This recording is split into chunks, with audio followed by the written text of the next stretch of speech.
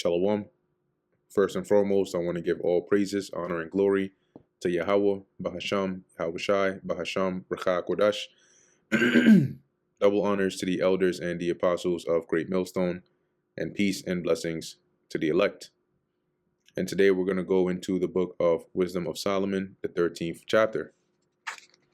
Surely vain are all men by nature, who are ignorant of God, and could not out of the good things that are seen know him that is.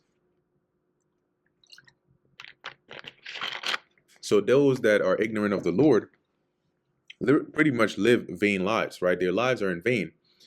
And as it says, they could not out of the good things that are seen know him that is.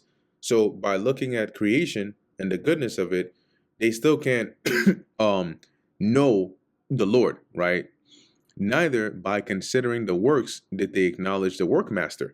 So by looking at creation, they were so vain that they didn't even consider how magnificent the Creator is, because creation didn't come about by itself, but deemed either fire or wind or the swift air or the circle of the stars, right, the constellations, or the violent water or the lights of heaven, which are the sun and the moon and the stars, to be the gods which govern the world.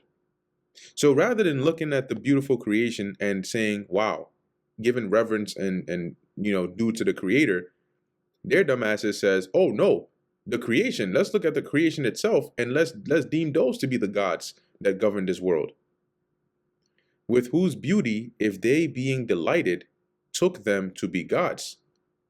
And it says here, let them know how much better the Lord is of them, for the first author of beauty hath created them.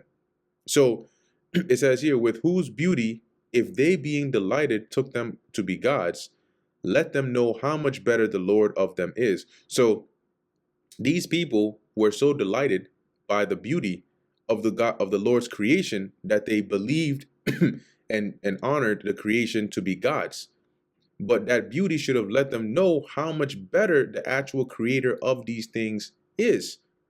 For the first author of beauty hath created them, which is the Most High. But if they were astonished at their power and virtue, let them understand by them how much mightier he is that made them. So if looking at how the fire, the sun, the stars, the moon, the constellations, how magnificent and great in power and virtue they are, then that in itself should give you an inclination of how much mightier the creator of those things is. For by the greatness and beauty of the creatures, proportionably the maker of them is seen. See, so the greater the creation is, the greater in proportion to it is the creator, right? That's the proportion right there. The creation is great, but the creator is greater. See? So the greater and more magnificent the creation, the greater and more magnificent the creator. But yet for this they are less to be blamed, for they peradventure seeking God, or err seeking God and desires to find him.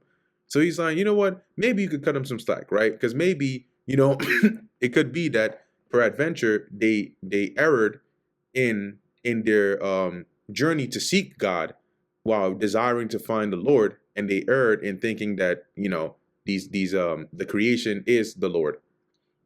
For being conversant in his works, they search him diligently, and believe their sight, because the things are beautiful that are seen. Howbeit neither are they to be pardoned. See, so he's saying here that, yeah, it could be that they erred in looking for the Lord, and they ended up, settling on these, on idolizing creation.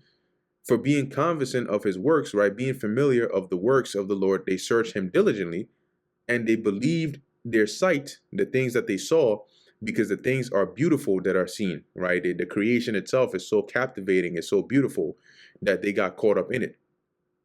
Verse 8, but then again, they can be fully pardoned, right? You cannot pardon them either. For if they were able to know so much that they could aim at the world, How did they not sooner find out the Lord thereof? And when it says aim at the world, it means they were intelligent enough to understand how the world or the universe works when it says aim. So you can't fully pardon them, because if they knew enough to understand how the world works, how could they not have realized sooner that there is a creator of all these things, and rather he is to be worshipped, not the creation? But miserable are they, and in dead things is their hope, who call them gods, which are the works of men's hands. See, so they're miserable, and they hope in dead things. Those that idolize the work of man's hands. These are idols that they make,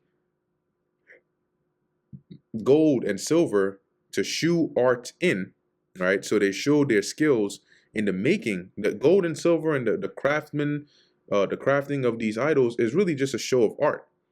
But you got men that worship these things as gods. They're miserable, and their hope is in something that's dead because it's not living.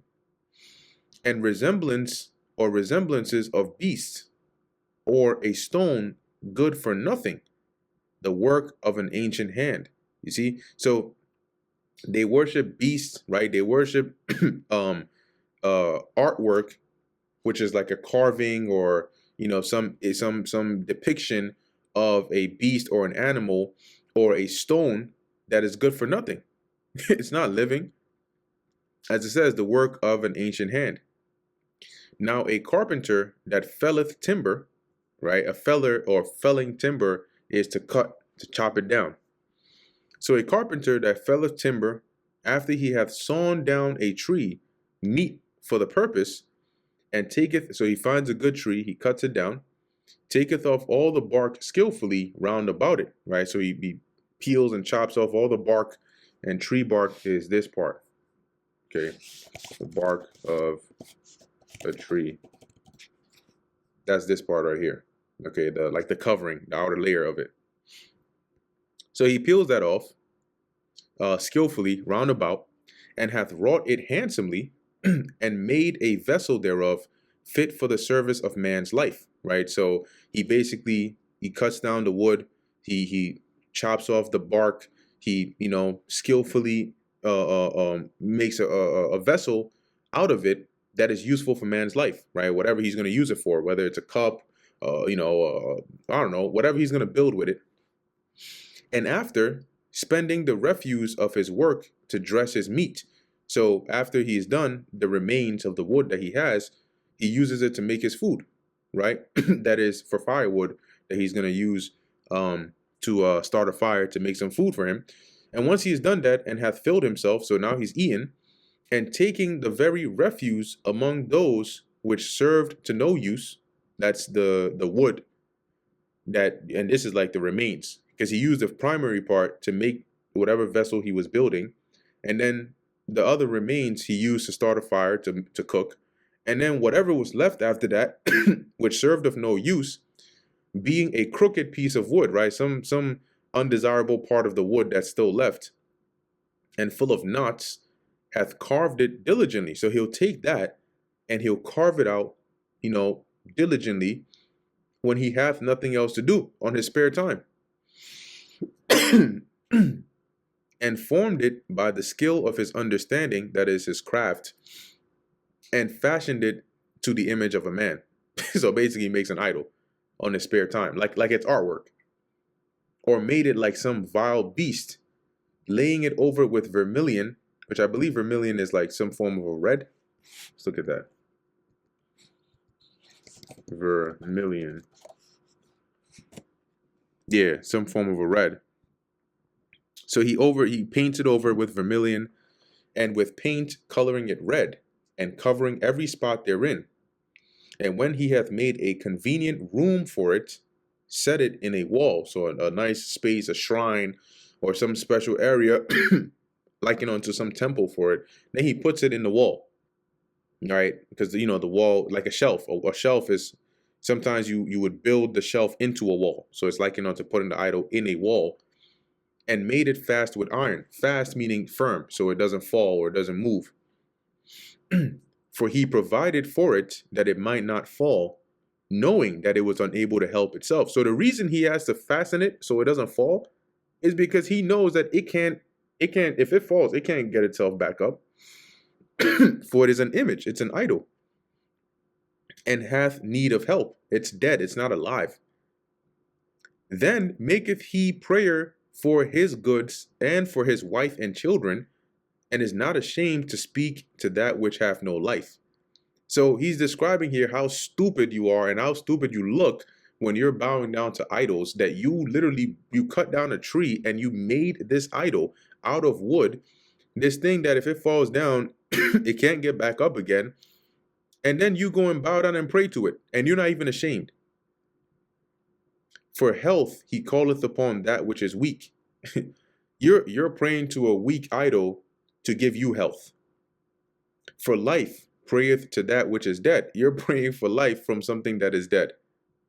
For aid, humbly beseeching or begging that which hath least means to help. This aid is help. You're asking for help from something that can't even help itself. And for a good journey, he asketh for that which cannot set a foot forward. It can't even move, let alone give you a prosperous journey.